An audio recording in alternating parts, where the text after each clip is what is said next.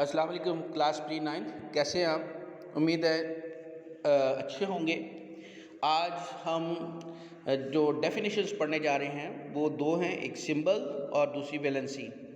Elements are represented which are abbreviations for the name of the elements. ये elements जो हैं वो symbols के ज़रिए रिप्रेजेंट किए जाते हैं वो, और ये जो सिंबल्स हैं इन एलिमेंट्स के नाम के एब्रीविएशन होते हैं, यानी मुख्तसर नाम का मुख्तसर हिस्सा होते हैं। Symbol is taken from the name of the element in English, Latin, Greek और जर्मन।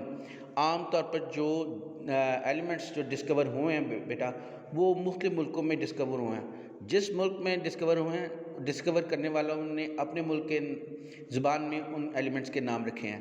आप अभी तक जो एलिमेंट्स के नाम रखे गए हैं वो इंग्लिश में रखे गए हैं, लातीनी ज़ुबान में, ग्रीक लैंग्वेज में और जर्मन लैंग्वेज में रखे गए हैं। और और आम तौर पर ये इनके नाम का पहला लेटर होता है और इसको कैपिटल के तौर पर लिखा जाता है, जैसे हाइड्रोजन के लिए H और नाइट्रोजन के लिए N और कार्बन के लिए C। बाज़ औक़ात एलिमेंट्स का नाम जो है वो दो लेटर्स से मिलकर बनाया जाता है, और अगर ये नाम जो है दो लेटर से मिलकर बनाया जाए तो पहला लेटर बेटा कैपिटल होता है और दूसरा स्मॉल अल्फ़ाबेट में लिखा जाता है, जैसे कि Ca कैल्शियम के लिए, Na सोडियम के लिए और क्लोरीन के लिए Cl। बेटा आप उम्मीद है आप समझ गए होंगे सिंबल की। ये पूरा ऊपर वाला पैराग्राफ है। उसके बाद valency, the unique property of an element is it's valency. It is the combining capacity of an element with other elements.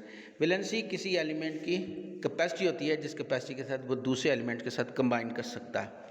It depends upon the number of electrons in the outermost shell. इसका इंहिसार valence shell electron की तादाद पर होता है।